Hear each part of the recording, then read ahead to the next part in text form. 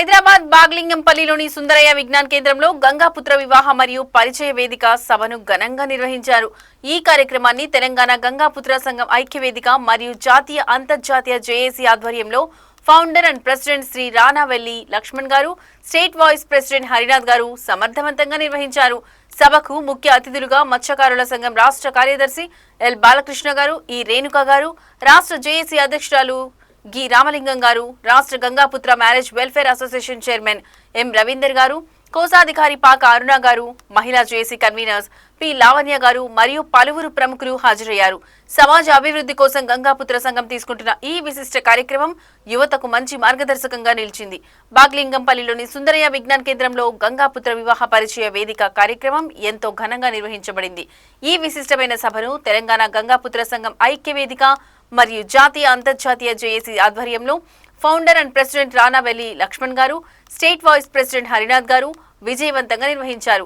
ఈ కార్యక్రమానికి ముఖ్య అతిథులుగా మత్స్యకారుల సంఘం రాష్ట్ర కార్యదర్శి ఎల్ బాలకృష్ణ గారు, రాష్ట్ర జేఏసీ అధ్యక్షురాలు ఈ రేణుక గారు, రామలింగం గారు, Gangaputra marriage welfare association chairman M Ravinder గారు, కోశాధికారి పాక అరుణ గారు, మహిళా జేఏసీ కన్వీనర్ పి లావణ్య గారు తదితర ప్రముఖులు హాజరై సభకు మరింత వైభవాన్ని తీసుకొచ్చారు.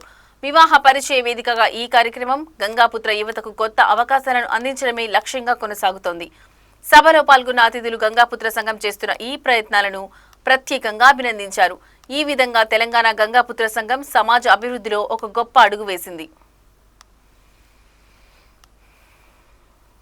వారు సద్వినియోగం చేసుకోలేని పరిస్థితిలో ఉన్నందున వారికి సద్వినియోగం చేసుకునేలాగా ఈ వివాహ పరిచయ వేదిక ఏర్పాటు చేయడం జరిగింది. ఎందుకనంటే మ్యారేజ్ బ్యూరో సంస్థలు ఉండగా కూడా వీరందరికీ కొంత సమయం ఆలస్యంగా అవుతున్నాయి కాబట్టి ఈ వివాహ పరిచయ వేదిక ద్వారా వారికి సరైన సమయంలో పెళ్లిళ్ళు చేసుకునే విధంగా ఆ పరిచయ వేదికలో అమ్మాయిలను అబ్బాయిలను పరిచయం చేయడం కోసం ఈ కార్యక్రమం నిర్వహించాము. ఈ కార్యక్రమానికి మంచి స్పందన వచ్చింది.